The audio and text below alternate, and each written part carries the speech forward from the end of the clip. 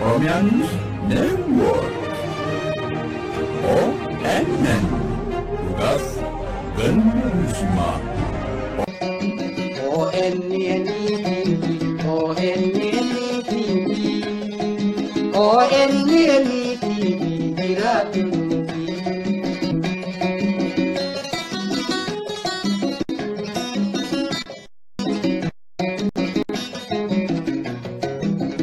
biyya keenya illee rabbi fayyaa haa godhu. Wanti nuti asii goonuuf isuma kadhachuudha gartee uumama rabbiin uume kana. Gartee nullee asitti nagaan nu jiraachuu isaanii haa eegu. Rabbi nagaa isaanii haa eegu. Wareegamu jiranii wareegama isaanii sanallee rabbiin irraa haa qeebalu. Rabbiin irraa haa qeebalu. Warra hafe ijoollee keenya dardara amma qabsoo irra jiran kanaas rabbi haa gargaaru. Oromoon wal qabuu dhiiftee afaan tokkumbaatiin akka dubbannu rabbi nu haa godhu. إلهي حملت نوحا على ذات ألواي والدوسر يا ذا العزة والجبروت ورددت ليعقوب بصره بعدما ابيضت عيناه يا ذا الملك والملكوت وجمعت بينه وبين ابن يوسف قبل أن يموت ونجيت موسى في التابوت وحملت يونس في بطن الحوت فان اللي بيك وان دعائن قاريتشو حكك يا فان ربان بين الدنجراتون دبا كنا في waan gaarii ta'u ka duratti bareeddi akkasumatti fudhadha keessummaadha jecha isaan illee dhiyoo kana dhufanii gantaa kenna jalqabuun duratti ka ijoollee dhuman san daqiiqaa takka ol kaanee meen hundinuu haa yaadannu.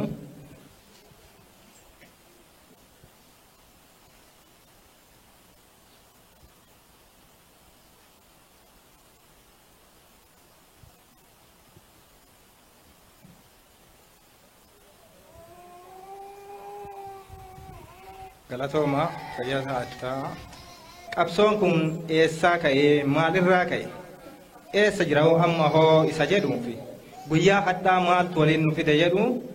Oromoon abbaa waltajjii ta'e hin beeku sababaan isaatiyyuu waltajjiis biyyas waan jiru hundumaa waliin dhaalamne waan ta'eef ni sodaanna baay'ee waltajjii irratti ba'ee dubbadhee hin beeku waan ta'eef jechuudha. Garuu dhaadachuu agaa darbachuu ta'e tokkoffaadhaan.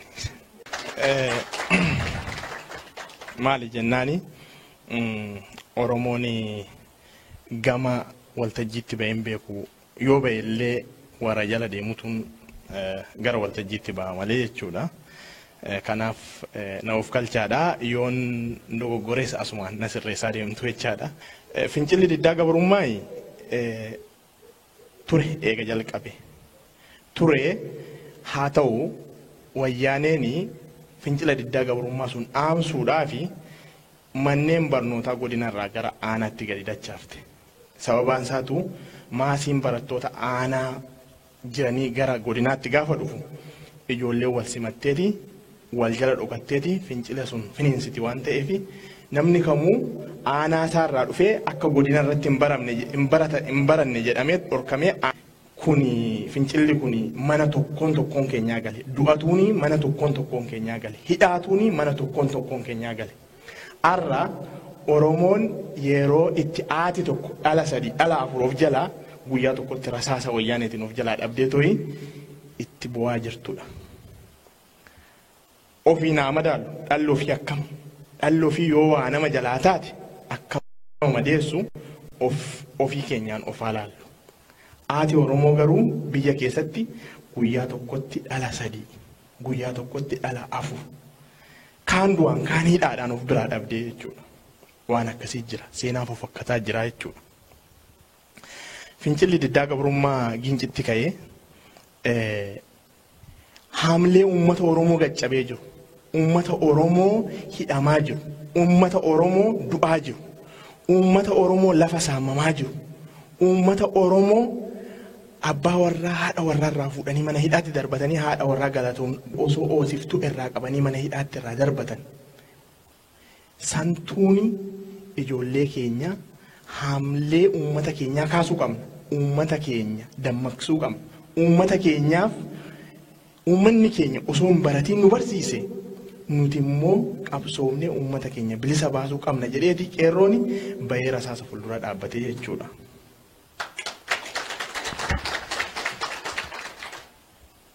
Osoo waan Oromiyaa keessatti ta'u guyyaa guyyaatti waa kan beeku waaqayyo qofa lafa dhoksaaf lafa mul'ataatti jechuudha.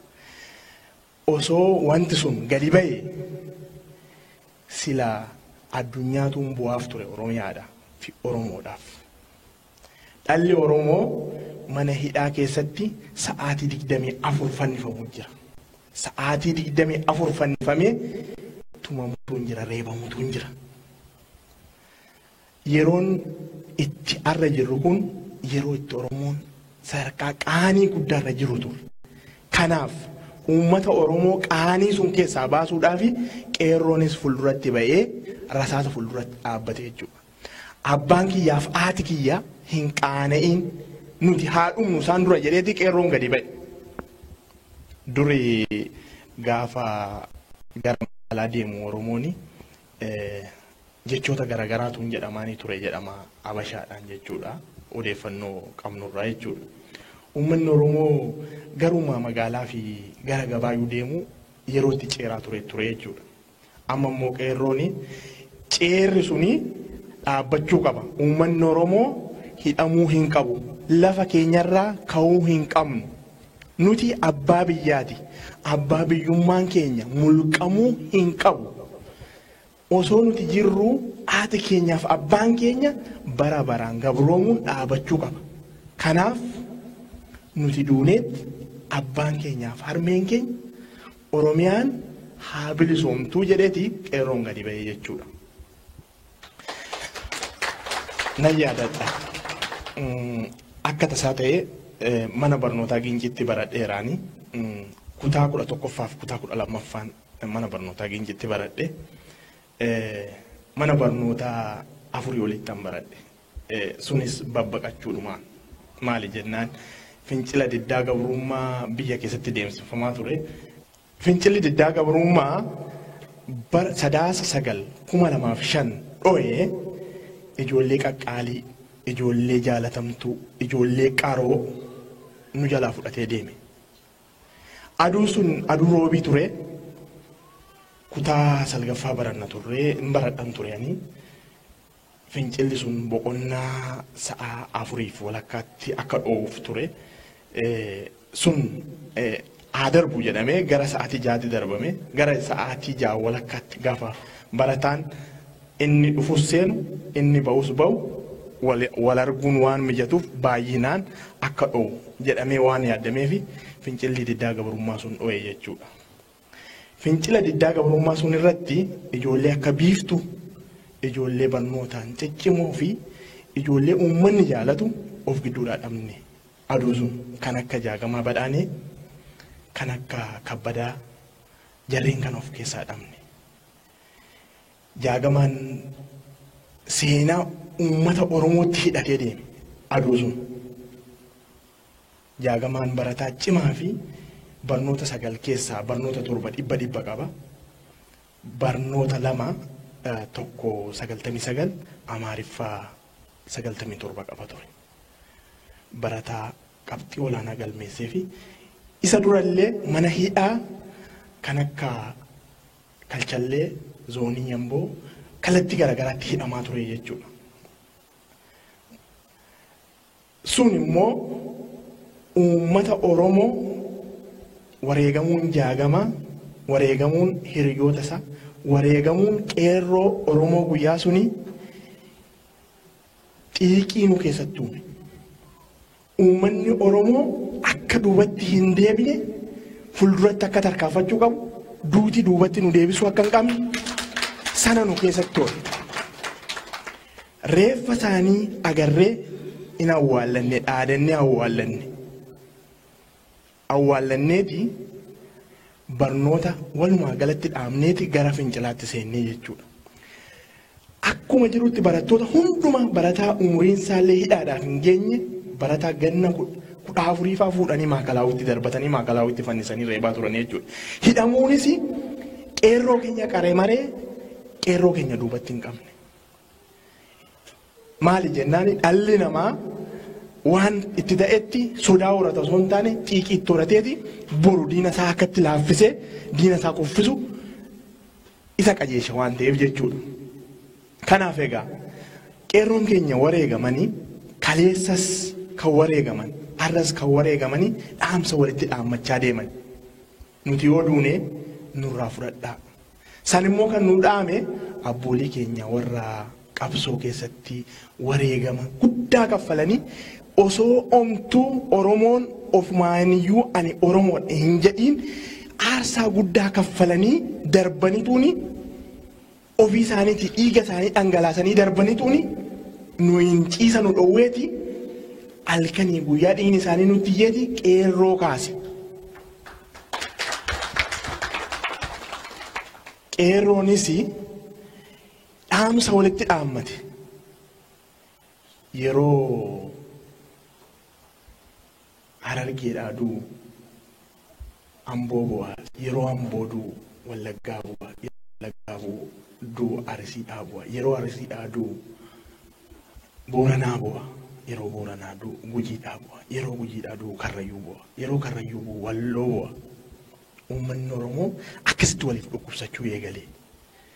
Duraani miidiyaatu nu rakkisaa ture. Quba waliin qabnu yeroo fincilli diddaa gabrummaa jalqaba dhu'aa ture. Eenyumtuu yoo tokko du'aa isaa awwaalateetuma inni naannoo dhaga'a malee inni gara biraa hin dhaga'u ture. Amma garuu Waaqayyotti haa tolu miidiyaanis uummata keenya bira nu qaqqabeera.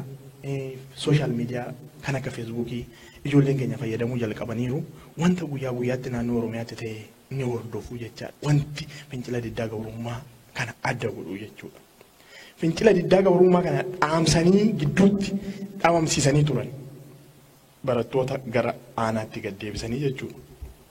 Sana booda barattoonni bara sun iskuulii turanii gara yuunivarsiitii eega seenaniin booda barattoonni yuunivarsiitii jiran kuni qabsoon kuni laafataa jira. Dhalloonni nu duuba jiru kuni waanuma kanayyuu irraanfachaa jira. Mee maalaa goonu? Fincila diddaa gabrummaan kun deebi'ee ka'uu hin qabaatu.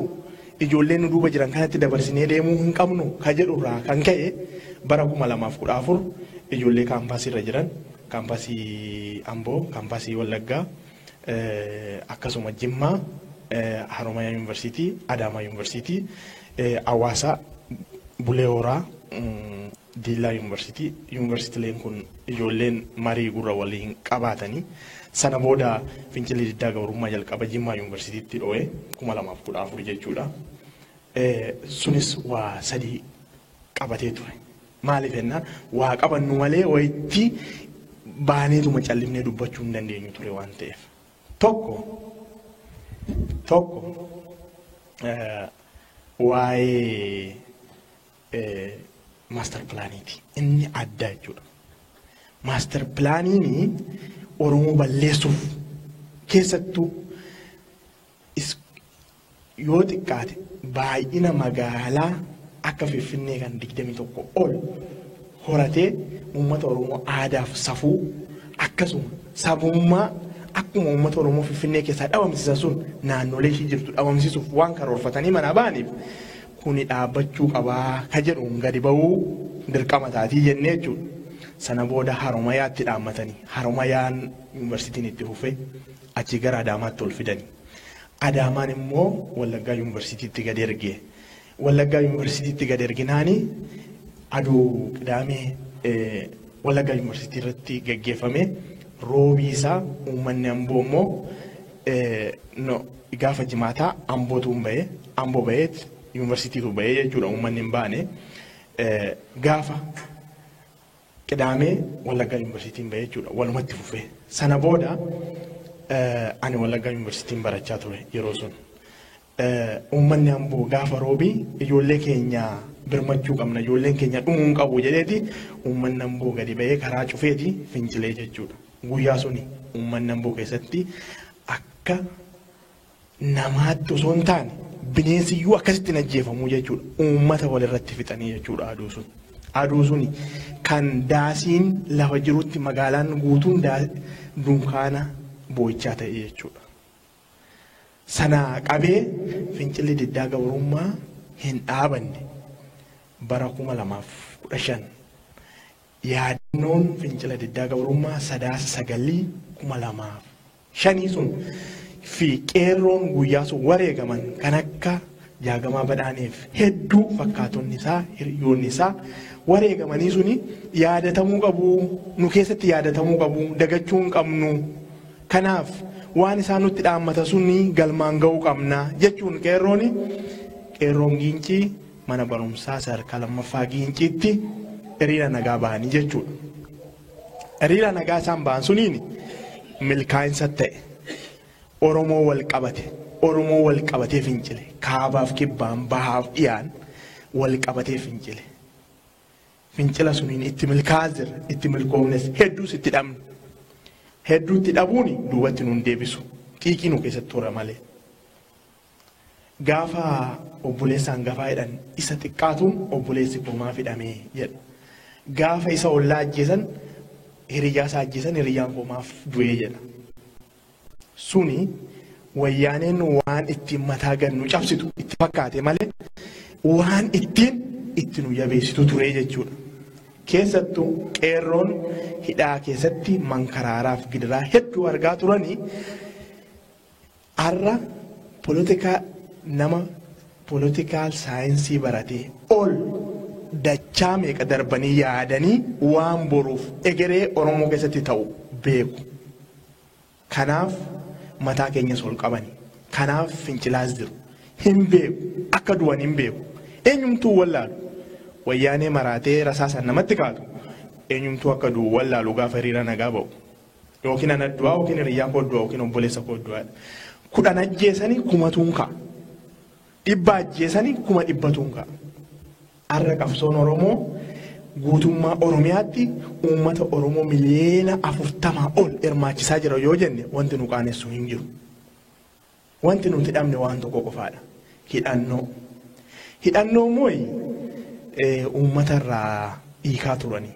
Nan yaadadha xiqqaan ture yeroo suni abbaa kiyya irraa meeshaa ammayyaa 7 fi shubbuxii 2 irraa hiikan. Inni irraa hiiku in bita inni irraa hiiku inuma bita dhumarratti dadhabnaan dhiise. Wayyaaneen egeree ishii beekti uummanni Oromoo akka yoo hidhate lama hin bulleen beekti turte. Kanaaf seenni jalqaba seentorratti uummata Oromoo irraa akkuma jirutti meeshaa hiikkatte. Dargaggoon Oromoos kan inni barbaadu hidhannoodha. Eenyutu immoo hidhachiisa. Ikoonoomii ittiin hidhatan ni qabu hin qaban. Kanaaf uummanni alaa kun wanti isin qeerroo gargaaruu dandeessan hidhii xuuxuudhaan wanti ta'u tokko hin jiru. Yookiin immoo wal agartanii wareegamtoota qeerroo keenya yaadannaadhaan wanti ta'u tokko hin jiran. Yoo dandeessani qeerroo hidhachiisa. Kan isin gochuu dandeessanis kan nuti gochuu dandeenyus kanu wanti biraa hin jiru. Mootummaa wayyaanee hidhannoodhuma uummatuma itti gadi bahee namuma itti gadi bahee dhukaasee aangoo irraa buusuu dhabe malee kufeera. Wanti hafe tokko hin jiru. Dhugaa dubbachuuf jechuudha. Osoo uummanni magaalaa tokko qofti hidhate hammi dhumee Oromiyaa hin bilisoomsa kuni beekamaadha.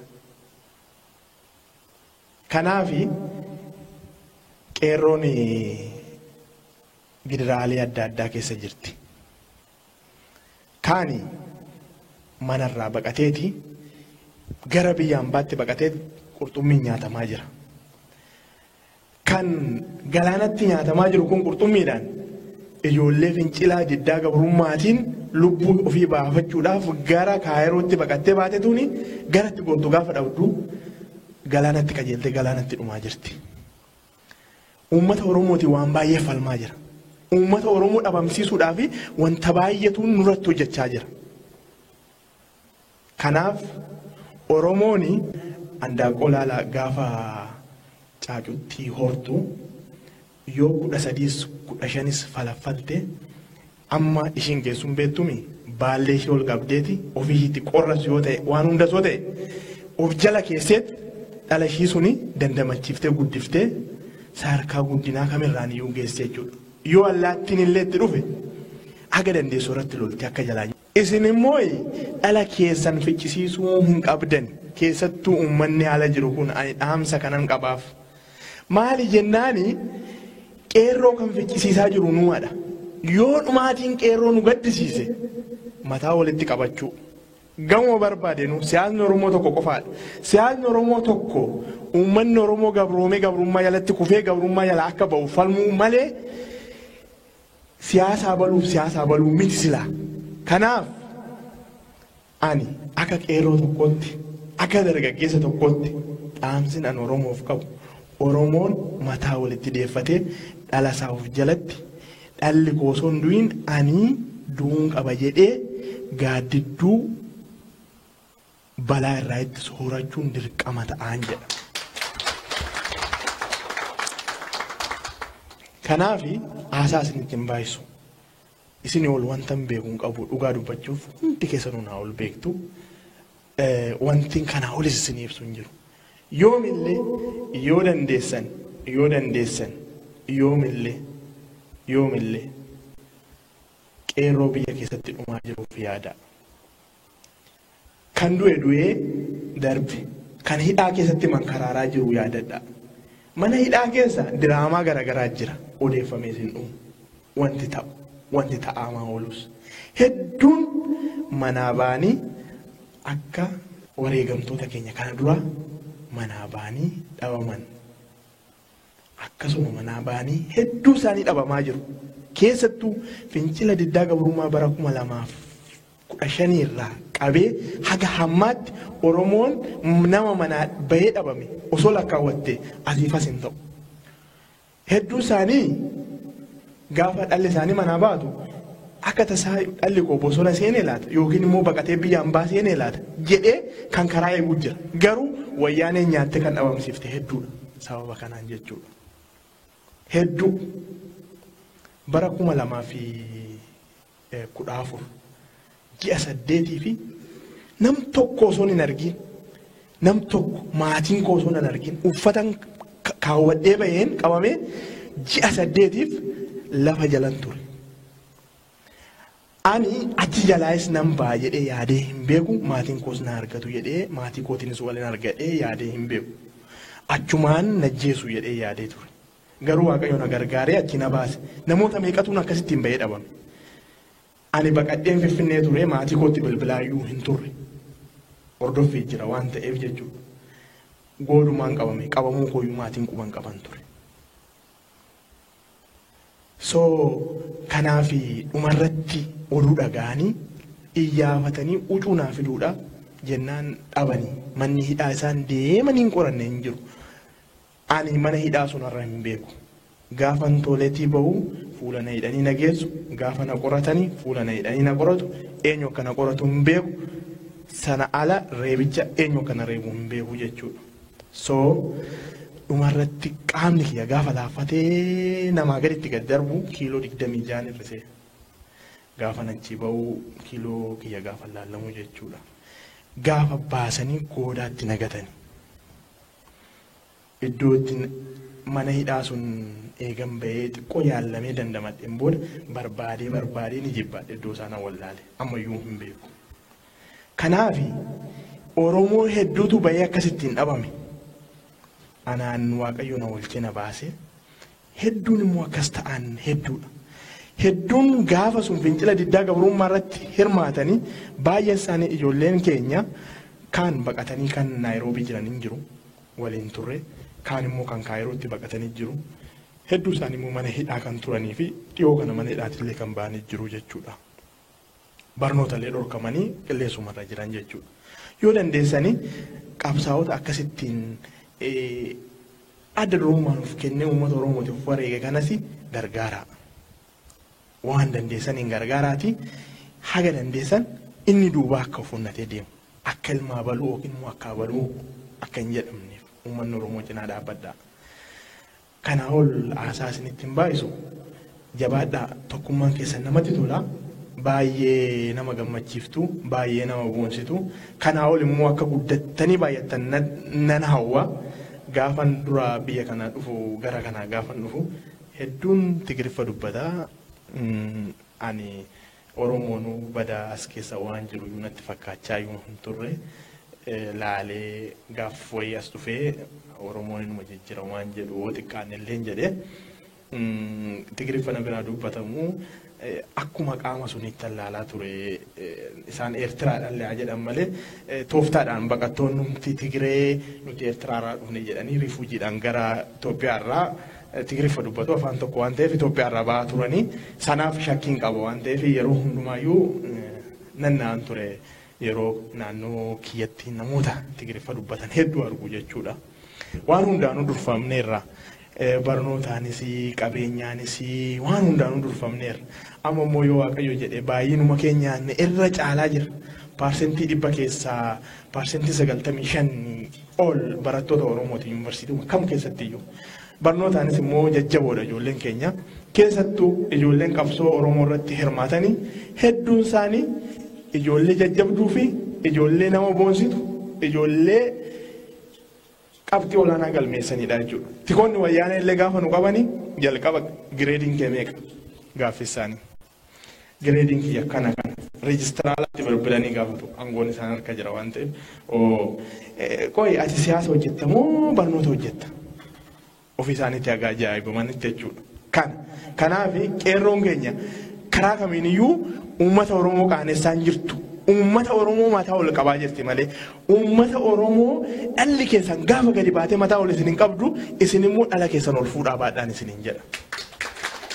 Galatoomaa ulfaadhaa Oromiyaan ni bilisoomti dhiiga ilmaan ishiitii hin bilisoomti. Hamileen isaa kaan xiqqaate xiqqoomee ammallee takka jira akkasi kan sa'aatiin kennallee deemu jira dhiifama kaa guyyaan addaa dhimmi walitti dhufneef akkuma dhimma mootummaan nu ibsee kana waan ta'eef jarri kun haasawuma kun haasawu xiqqoo waa keessa nu buusanii akka nuun jenne sa'aatiin nu xiqqoo nu wanda godhu jira jechaa fi kanaaf guyyaa biraa guyyaa walitti deemneet waan nullee bal'aa qabna jechaaf jechuun. Hedduun gammade ani mucaa achi keessaa qooda fudhatee isiisan first handi habaranyin jettuun san harkee qoodarraa fudhateettis tumameettis wanni jee as dhufee nu idduutti argamuun isaa hedduu nu gammachiisa. Hiree nasiba gaarii qabna warri naannoo kana nama kanaa if keessaa qabaachuun keenya mootii baga jiraattee baga as geesse anillee waan biraa waan hedduu jiru qabu akkuma ibsee fixee jira dhugaadhuma wareegamnanii yeroo dheertuudha egalee Oromoon akkuma wareegamee jira amma immoo isa dhumaa takka dhabamuu takka jiraachuu hanjuu sanirra geenye itti fufnee fullaasuudhaaf xarafa bira geenyee jirra. Akkuma inni jee dhaamsadhaa isaan keessaa qooda fudhatee warra isaanii wajjin tumamee dhufe keessaa dhaamsa isaaniiti wanni inni jee kun hundi dhaamsa isaanii ta'uu hubanne waan nurraa barbaachisu saniin akka bira dhaabbachuudhaaf akka if qopheessinuu dhaamsa gaarii nu dabarse. Ani kanarratti haala deemaa jiru kanarraa wanni qooda fudhanne hanga ammaa kanaan dura horii walitti buufnee horii hanga tokko walitti buufnee horiin san ergamee keessattuu ummata keenya roorruma tanaan wal qabatee biyya jireenya isaaniirraa buqee bika qabeenya dhabee lubbuutti dhabee wareegamee addunyaa keessa fofocaa Oromiyaa keessa fofocaa jiru san akka gargaaru jennee hanga tokko horii walitti baafnee ture horiin san bikkatti ergine san gahee kanumaan ibsuu barbaade. Horii toora kuma afurii kuma 3,820 walitti qabamee taraa hoggulama keessatti sanirraa kan lafaa qabnu kan hawaasaa irraatti idaanee kuma 4,350 ergine maallaqa Itoophiyaa kuma 100 bikkatti ergine san yoo wanni isaa kilippii isaa laaltanii jiraatan naannoo asabootitti warra ogaa dubbatan kun warra hunkumatana nyaannaa waan nyaannu hin qabnu waan uffannu hin qabnu jedhanii haawwanni hunqaa meeshaarra kaa'atanillee qabanii meeshaa akkasitti dhidheessanii akkasitti kun hunkumatana nyaanna kun guyyaa 3 guyyaa 4 hunkumatana nyaachaa jirra jedhanii warra miidiyaa agarsiisan saniif bikka sanitti ergame horiin san bikka san dhaqee. Hanga dandeemutti silaarraa sagalee isaanii ijoolleechi fuutee ijoollee maqaayirootii irratti hojjechaa jira. Ijoollee san sagalee isaanii sin dhageessina jeetiin tattaafadhee ture. Telefoonni waan hoggoyu namaan seennee fi telefoonaan qunnamuu hin dandeenye. Ammoo horiin bika san gahee viidiyoodhaan kan waraabame hoggaa horiitti uummataaf itti hiran viidiyoodhaan kan waraabamu yoo rabbi jeenuu erganii sanii taraatti aantu isin agarsiisuu ni dandeenya. Hangi san bika san nu gaheedha akkuma hubattaniin kan maan ibsuu barbaade. Waan biraa waan inni itti da'uun qabu dhaamsi nu gahee nama daddeemaa yookiin nama oduu guure osoo hin taane nama wareegama barbaachisan kafalee waaqayyo lubbuu isaarraa hambisee asitti nu idduutti argamee harka faristaantii sana dhagayaa jirra. Waan godhuu dandeenyu jira laata kan namuuf gaafachuu qaba. Waan akkuma inni gaafatetti san gaafii namuutiifuu mataa keessa wanni jetteef qopheessuudhaaf dirqamni nurra jiru dirqama keenya san bahuudhaaf akka if qopheessinu kanumaan anis gajjabeessa galatoomaa jiraadha. Mootummaan dhugattuu mootummaadha. Haati maqaa bareedaa si baaftee mootii Oromooti ati. Dhugatti mootii Oromooti. Kanaaf jecha akka mootummaa kana horuu qabna biyyattiis asittiis. Ani keessa deebi'ee waan inni himuu hin danda'u. Meebii gaafa dargii hundi keenyaa rakkannee hidhamnees jiraachuun keenya ni mala. Ammoo jarri nu caalan. Jarri nu caalan. Ilmi abbaa caalu gaariidha. Dhugattiin jaa jiraadhu kakka keetii kumaatamiif haati Oromoo ni dhalti. Fuula durattis akkuma ati reefu jette dhaamsa keessan nuti akkuma ati jette tokkotaa ganda dhaabbatanii quballaatiin ati jette san gama kiyyaan an waan san bakkaan ga'uuf ahadiin seena. Ahadii makaa kiyyaafniin seena. Hundi keenyaa ahadii inni nu kenne kana qabanne nama keenya ijoollee keenya amma yeroo ammaa kana keessatti dhumuu jiran yaadachaa tokkummaa keenya akka jabeessinu. Tokkummaa jechuun akkaan ayyaadu yaadi jechuu qofaa miti. Har'a quba waliin laachuu dhiifnee diina irratti quba keenya akka laanu. Yoo dandeenye immoo kunoo tirejariin keenya maallaqa qabaan keenya habannee jira. Hanqa dandeenyuun ammallee gargaarsi keenya itti fufuu qaba. Jiraadhaa yeroo kana naa kennuu keessaniif isiniin galateeffadha. Oromiyaan ni bilisoomti. Qabsoon keessan qabsoo keenya. Dhiigni keessan dhiiga keenya.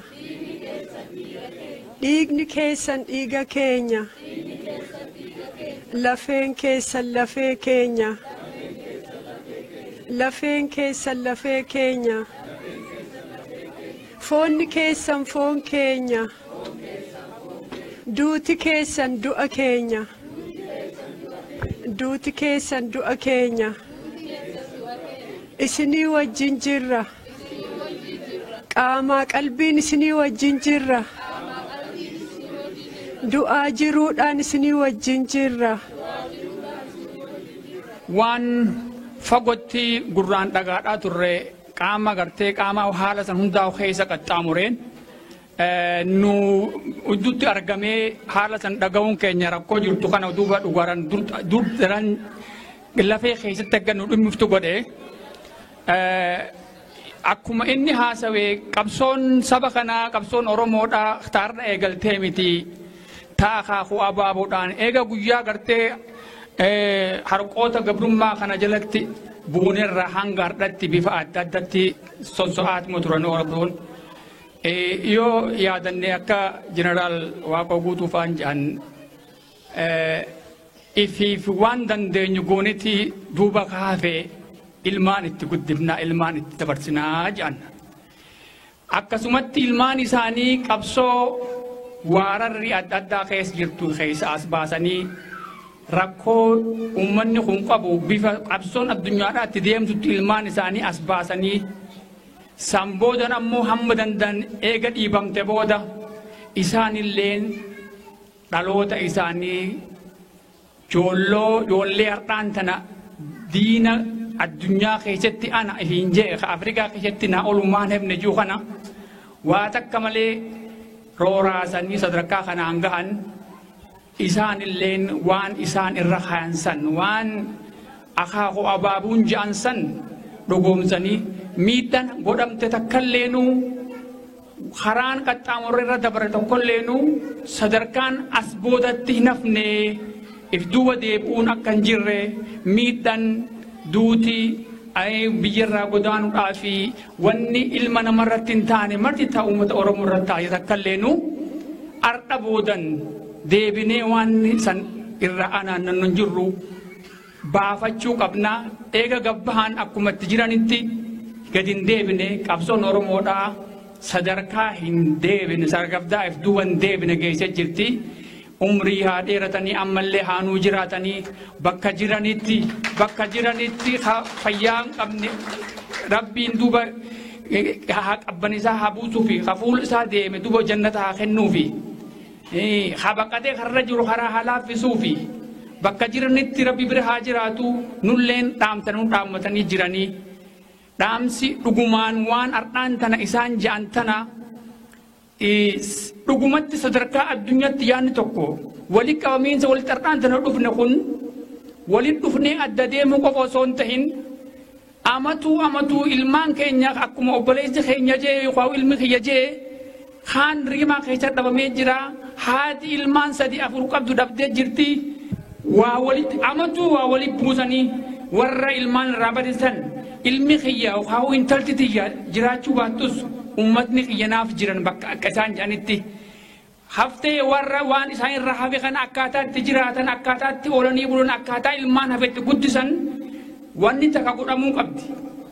Haalli tokko bakka takkaa ka'eetuma guddatee deema.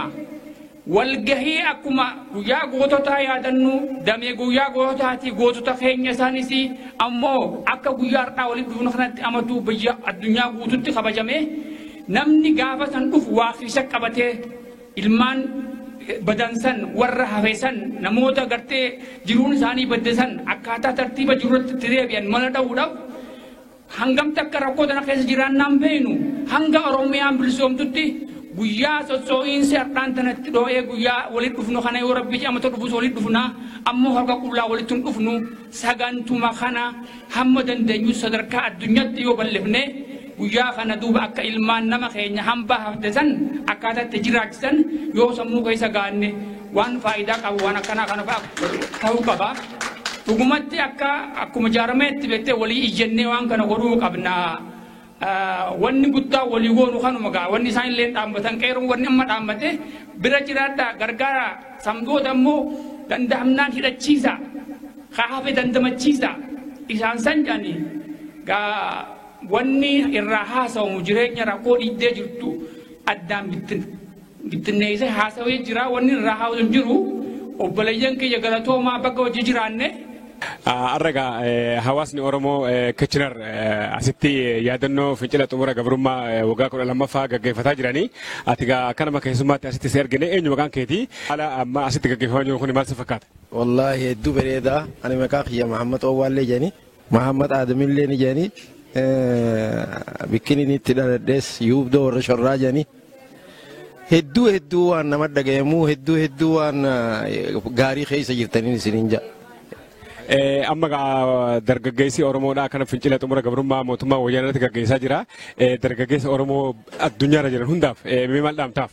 Wallaahi namni galchituu jala jiru intala bira galte numa galtii ilmaan Oromoo harka wal qabatee yoo rabbii keenyaan jee galchituu tikireedhaaf ta'uu dhabee yoo rabbii keenyaan jee shimbirroon irraa muka tokko irra qubattee muka tokkoofis numa teessi jedhanii kanaaf jecha namoo dammaqee gama isaa deebi'uu dhaamaaf nama keenyaaf. Galatooma gayyaadan alaatti. Galatoomi. Tole amma walgahii fincila yaadannoo fincila xumura gabrummaatiif hawaasni Oromoo Kitchener gaggeeffatan irratti namoota tokko arginee isin dubbisaa jirra waan ta'eef meeqa maqaan keessan eenyu? Maqaan kiyyaan Fatiyaadha. Fatiyaa Hassanii. Adde Fatiyaa har'aan tana fincila xumura gabrummaa yaadannoo waggaa 12 asitti hawaasni Oromoo yaadataa jira. Meeqa hawaasa Oromoo biyyoota alaa jiranii fi akkasuma hawaasa Oromoo biyya keessa jiraniif akka dubartii tokkotti mee maal dhaamtaaf? Akka dubartiittis akka haadhattis warra gartee ilmaan irraa akhirame ilmaan isaanii nurraa wareegaman ilmaan keenya rabbi gartee imaanaa sabrii haa kennuu fi isaan haa jajjabeessu warra hafe immoo gartee qabsoo tana warri itti fufaa jiru warri gartee wareegama irra kafalaa jiru rabbi umrii isaan haa dheereessu qeerroo teenya rabbi bitaa fi mirga isaanii haa dhaabbatu gaa warra ala jiru wanni guddaan takkichi nuti goonu qeerroo teenya bira dhaabbachuudha ilmaan keenya duraa fi duuba isaanii dhaabbachuu qabna gargaaruu qabna haawwan gartee haadha ilmaan irraa dhuman abbootan keenya ilmaan irraa dhuman isaan jajjabeessuu qabnaa isaan bira dhaabbannaa nuti abdii teenya gaarraan tana ijoolleen tun abdii teenya ibidda isaan qabsiisan kana akkan dhaamne jala tuqachuu qabu ilmaan Oromoo hundaa je'eetiin yaada tanaafuu rabbiin gartee nu wajji haa jiraatu ilmaan Oromoo bikka jiranirraa takka tahanii wal faana deemu wal bira dhaabbachuu bikka Oromoon itti yaamtetti mul'achuu qofaa miti waan dandahanii namuutu dhakaa darbachuu dandehuudha tiigaa tanuma dhaamsi xiyyaa. Amma hawaasni Oromoo Kitchener yeroo jalqabaatiif asitti walgahii yaadannoo fincila xumura gabrummaa kana gaggeessanii hawaasuma Oromoo gama biyyoota alaa jiran hunda akka dubartii tokkotti maal dhaamtaaf haawwanii fi abboottiidhaaf ilmaan isaanii kakaasuu keessatti dadammaysuu keessatti. Egaa hawaasa ala jiru community jirtu hunda beeytee kadabre kabeekuutu kafuulduraatillee gartee itti qophaa'aa tanaafuu. Waan dabarsine waan ilmaan keenya irra dhuman kana lafaa kaasne baadhannee harqoota kana bikkaan gahuun community ala jirtu hundaatu biyyaa fi alatti waan takka dubbachuu qabnaa harka tokko ta'uu qabnaa wal gargaaruu qabnaa wal jaaruu qabna gaahii wal bira dhaabbachuu qabnaa yaadachuu qofaa miti dhaabbannee gartee yaadachuu qofa odoon tahin ani maaliin godhe jennee if gaafachuu qabna hundinuu. Khara dandeenyuun gumaachuu qabnaa hawaasa keenya jajjabeessuu qabnaa dhigaatanuman ja'a galatooma. Tole dargaggoo mootii mootummaa nama fincila xumura gabrummaa biyyatti irraa qooda fudhate bara 2005 irraa eegalee nama qooda irraa fudhataa ture biyyatti amma qeerroo bilisummaa Oromoodhaa ni hidhaman ni ajjeefaman ni reebaman kuni qeerroo bilisummaa Oromoo if duba deebisaa jira moo warraaqsa isaanii itti cimsaa mootummaa kana fonqolchuu irratti itti cimsaa jiran. Hidhaaf ajjechaan qeerroo duubatti hin deebisu yoo fuulduratti ofe malee osoo duubatti deebise kana dura duubatti deebisa ture tokko ajjeesan kumatuun ka'a kuma ajjeesan kitilatuun ka'a kanaaf qeerroo bilisummaa Oromoo hidhuunis ajjeesuunis duubatti hin deebisu qeerroo bilisummaa Oromoo kan qabsoorraa isa dhaabu yoo jiraate bilisummaa mataa isaa biyya abbaasaa irratti gaafa gonfatee fi Oromiyaa walaboomte gaafa ijaan argee fi uummata isaa walaba ta'ee jiraatuu fi biyya isaa irratti abbummaan itti dhagaamee abbummaan bulchu gaafa arge qofaa dhaabbatan jedhan. Galatooma yaadannoo alattanii ulfaadhu. Iddoo uummanni hawaasni Oromoo Kitchener yaadannoo fincila xumura gabrummaa itti gaggeessanitti waan argamnuuf hooggantoota community kanaa keessaa tokko tokko isin dubbisaa jirra. Meegaa maqaan keessan eenyu? Maqaan kiyya Dammallaa Shuwaamiin jedhama.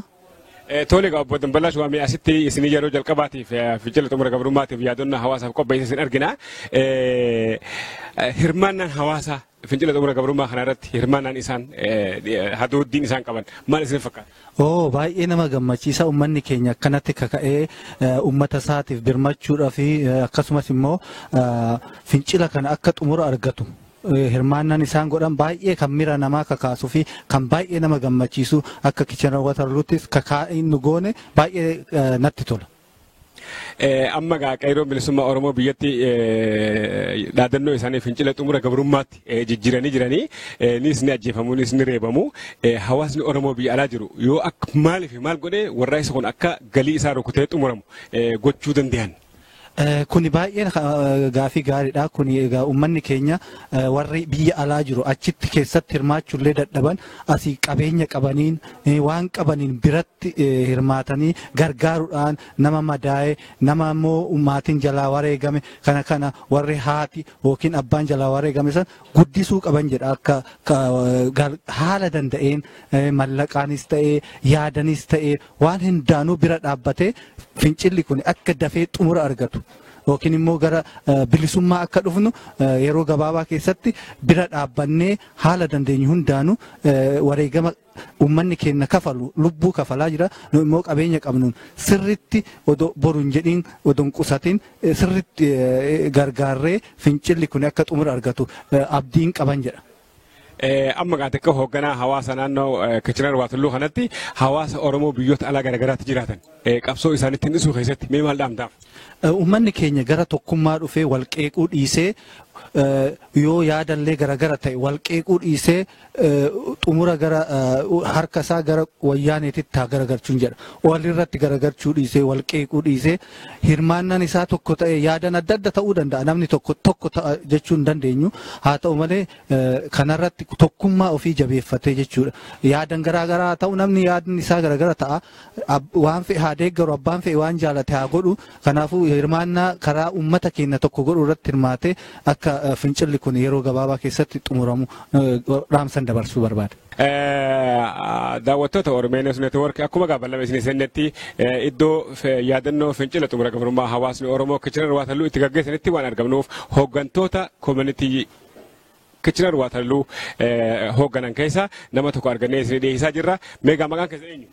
Maqaan kiyya qawweedhuma naan jaanii qawweedhumatti yoo dhiifne gaariidhuma na fakkaata. Tole obbo Gowwee asitti isinii fincila xumura gabrummaa yaadannoodhaaf waggaa 12ffaa isaa yaadannoodhaaf asitti hawaasaaf isinii qopheessan argina.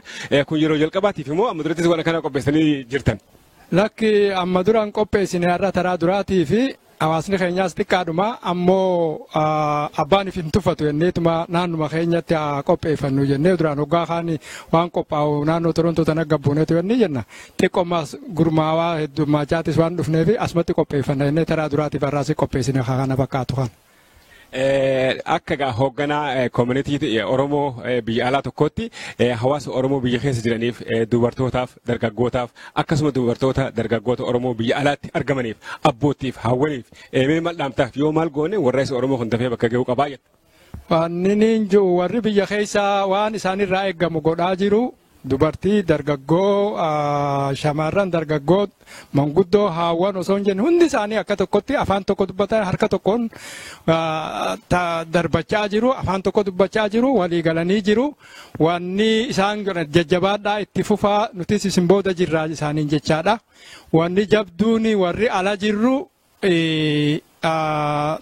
tokko tahuu qabna akka isaan fakkeenya godhanne faana isaanii buune isaan jala deemuu qabna isaanii abbaan qabsoo qabiiwwan kana qabsoo tana bikkaan geessu isaanii isaan tokko tahanii jiru nuti warri ala jirru dhagaa walii haruu dhiifne akka namni uggata kallee akka tokko yaaduu hin danda'u haa ta'u immoo waan takka waan irra walii galluutu waan walii nu galchuutu jira.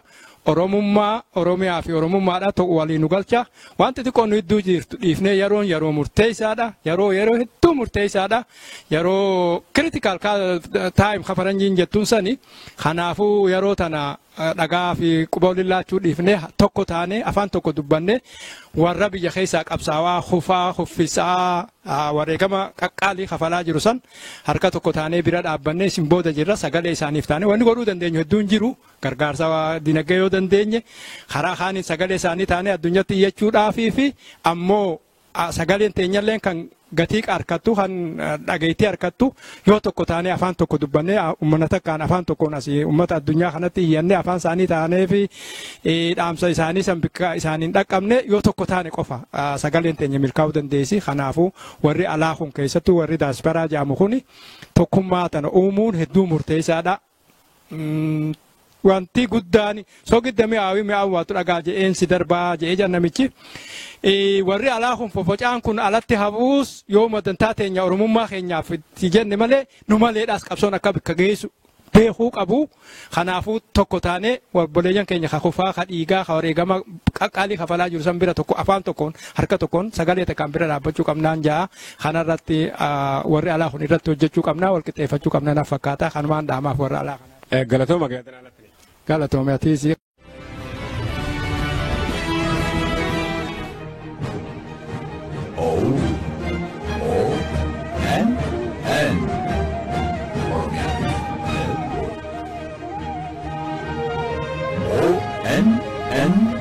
Oromia News Network.